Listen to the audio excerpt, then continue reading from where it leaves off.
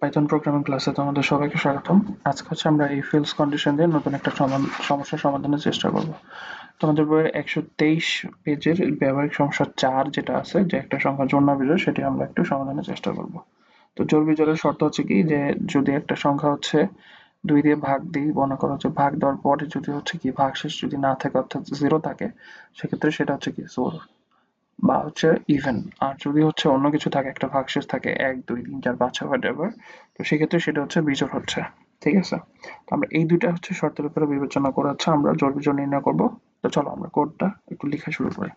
তো সবার প্রথমে হচ্ছে কি নাম্বার নামে হচ্ছে একটা ভ্যারিয়েবল আমরা হচ্ছে নিব, যেহেতু সংখ্যা নিয়ে আমাদের কাজ কারবার।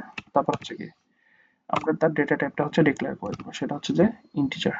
তারপর কি ইনপুট ফাংশন নেব, ইনপুট ফাংশন নেওয়ার পরে আমরা হচ্ছে তার ভিতরে একটা মেসেজ পাস করে দেবো, ইনসার্ট এ নাম্বার, একটা নাম্বার তুমি হচ্ছে দাও বা প্রবেশ করাও। ওকে, তাহলে হচ্ছে কি আমাদের এখানে প্রথমে কি করলাম, আমরা হচ্ছে ভ্যারিয়েবল নিলাম, সেটা নাম দিলাম হচ্ছে কি নাম্বার। তারপর কি ডেটা টাইপটা দিয়ে দিলাম, সেটা হচ্ছে কি ইন্টিজার। অর্থাৎ আমি এখানে যা কিছু দিই, আমি যদি স্ট্রিং দিই, সেই ক্ষেত্রেও সে আমাকে হচ্ছে স্ট্রিংটাকেও সে হচ্ছে ইন্টিজারে কনভার্ট করবে। আমি যদি হচ্ছে তাকে হচ্ছে ধরো একটা ফ্লোট দিই, ফ্লোট বা হচ্ছে ফ্র্যাকশন কোনো ভ্যালু দিই, সেটাকেও সে হচ্ছে ইন্টিজার বা হচ্ছে পূর্ণ সংখ্যায় রূপান্তর করবে। তারপরে আমরা করছি কি ইনপুট ফাংশন ইউজ করছে। ইনপুট ফাংশন হচ্ছে কি করতেছে, ইউজারের কাছ থেকে ইনপুট নিচ্ছে, কিভাবে নিচ্ছে, এই মেসেজটা দিয়ে তাকে হচ্ছে বলতেছে যে ইনসার্ট এ নাম্বার, একটা নাম্বার তুমি হচ্ছে আমাকে দাও বা প্রবেশ করো। আচ্ছা, এবার হচ্ছে আমরা দ্বিতীয় লাইনে চলে যাই, আমাদের হচ্ছে সবচেয়ে গুরুত্বপূর্ণ একটা লাইন। সেখানে হচ্ছে আমরা সবার প্রথমে কি ইউজ করবো, ইফ স্টেটমেন্ট।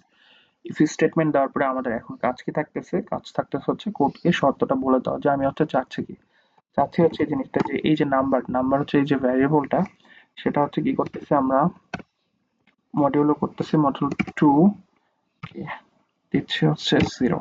আচ্ছা, এই যে লেখাটা যে লিখলাম 2 নাম্বার লাইনে, এটার অর্থ হচ্ছে যে যদি, তারপরে বলেছে কি নাম্বার, ঠিক আছে, তারপরে মডুলো একটা অপারেটর দিয়েছি, যে দেওয়ার পরে এগুলো হচ্ছে তোমার মডুলোটা কি মনে আছে, মডুলোটা হচ্ছে অ্যারিথমেটিক অপারেটর, ঠিক আছে, যে গাণিতিক অপারেটর যেগুলো ছিল তোমাদের যোগ বিয়োগ গুণ ভাগ মডুলো, সেটা হচ্ছে সেটা।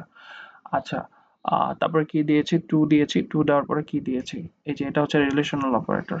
এই যে এই জিনিসটা, এটা হচ্ছে নট ইকুয়ালস টু 0। তার মানে এই কথাটা দ্বারা এটা বোঝাচ্ছে যে আমি হচ্ছে 2 দ্বারা কোনো একটা সংখ্যাকে ভাগ করছি, সেক্ষেত্রে হচ্ছে আমার ভাগশেষ যেটা, সেটা হচ্ছে কি নট ইকুয়ালস টু 0 যেহেতু বলছি, তার মানে কি 0 হচ্ছে না। এটার মানে হচ্ছে, লাইনের মানে হচ্ছে যে 2 দিয়ে ভাগ দেওয়ার পর ভাগ শেষ 0 হচ্ছে না। তাহলে হচ্ছে কি আমাদের এই কথার অর্থ কি, তাহলে আমরা যেটা বুঝতেছি, যেহেতু হচ্ছে না ভাগশেষ 0, অন্য কিছু হচ্ছে, সেক্ষেত্রে এটা তাহলে হচ্ছে কি একটা বিজোড়। তো চলো আমরা কি করবো, এখন আবার প্রিন্ট ফাংশন দিয়ে হচ্ছে কি করব, আমরা বলে দিব যে নাম্বার ইজ অড। অর্থাৎ আমি যে নাম্বারটা হচ্ছে দিছি, সেটা ভাগ দেওয়ার পরে ভাগশেষ 0 থাকতেছে না, 1 2 3 বা অন্য কিছু থাকতেছে 0 বাদ দিয়ে, সেক্ষেত্রে সেটা হচ্ছে বিজোড় হচ্ছে। আচ্ছা, যদি এখন এমনটা না হতো, তাহলে কি হতো, নতুবা, ঠিক আছে, যদি ওটা না হতো তাহলে কি হতো, তাহলে হতো জোড়, নাম্বার ইজ ইভেন। ঠিক আছে, একটা না হলে আরেকটা কি হবে, একটা যদি মনে করো একটা শর্ত যদি ফুলফিল না করে, তাহলে এই যে ইলস দিচ্ছি আমি, ওটা না হলে কোনটা হবে, ইভেন হয়ে যাবে। ঠিক আছে, আশা করি এতটুকু তোমরা বুঝতে পারছো। তাহলে আমরা কি 2 নম্বর লাইনে হচ্ছে আমরা যে এখানে কি করছি, শর্তটা বলে দিচ্ছি যে 2 দিয়ে ভাগ দেওয়ার পরে ভাগশেষ 0 হচ্ছে না, তাহলে সেটা সে আমাকে কোন ভ্যালু রিটার্ন করবে, একটা অড ভ্যালু রিটার্ন করবে। আচ্ছা, যদি এটা না হয়, অর্থাৎ হচ্ছে ভাগ দেওয়ার পরে ভাগশেষ হচ্ছে 0 থাকতেছে, সেক্ষেত্রে কি করবে, সে 4 নম্বর লাইনে চলে আসবে। 4 নম্বর লাইনে এসে আমাকে হচ্ছে 5 নম্বরে এই যে প্রিন্ট দিয়ে এই জিনিসটা হচ্ছে একটা ইভেন হিসেবে একটা কোনো কিছুকে আমাকে রিটার্ন দেবে, যে ডেটা বা ভ্যালুটা আমি দিব, সেটাকে হচ্ছে ইভেন হিসেবে আমাকে রিটার্ন করবে। ওকে, তো চলো আমরা একটু কোডটা রান করে দেখি। রান করে দেখো, তোমরা টার্মিনালে দেখতে পাচ্ছ যে সে আমাকে একটা নাম্বার চাচ্ছে।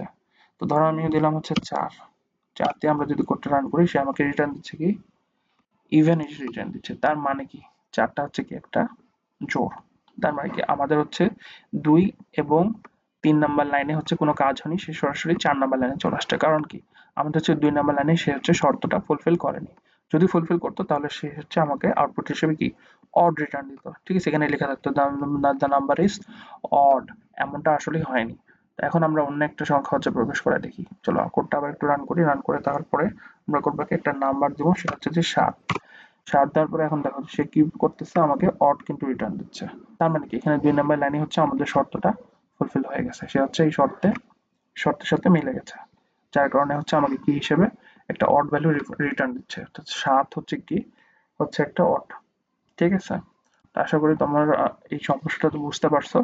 এটাই ছিল ইভেন এবং অডের আমাদের সমস্যার সমাধান।